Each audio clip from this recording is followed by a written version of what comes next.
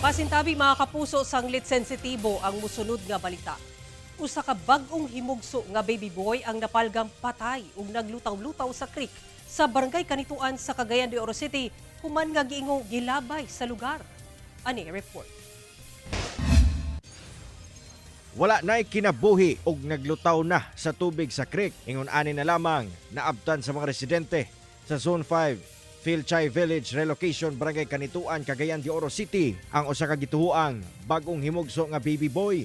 Sayo sa buntag adlong Miyerkules, gikakurat kini sa mga residente sa lugar. Sanglit sayo sa buntag, mao kini ang misugat kanila ang patayng lawas sa bata nga naglutaw sa creek. Gani wala pa sila nagtuo sa sugod nga usa kini ka bata. Wala, kay ingon na mong silingan diri mga alas do sa kadlawon nay nag-usig nga iro.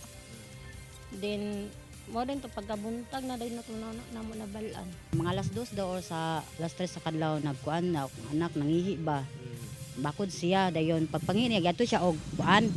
Sulod kay tuwa man ito among kusina, nag-inom siya og tubig.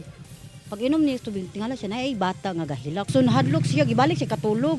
Ang barangay council sa lugar gileyong gipaimbestigahan sa ilang barangay health workers ang mga nagbuntis sulod sa barangay. Migawas nga adunay duha ka buros sa lugar og mga nakay pa. Apan pulo sila wala pa kaanak. Busa mas gipalawman pa niini ang investigasyon sa kaso.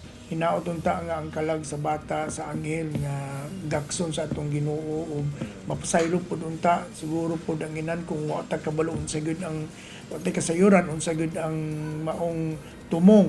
Ang WCPD sa Bulwa Police Station gitutukan karon ang maong kaso.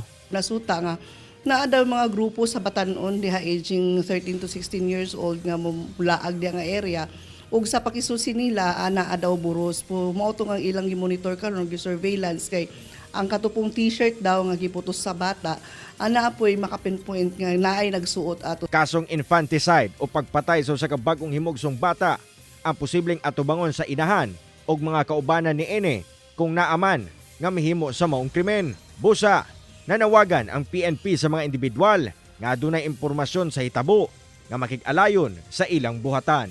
Kauban si Makoy Sempron, Cyril Chavez, 1 Mindanao.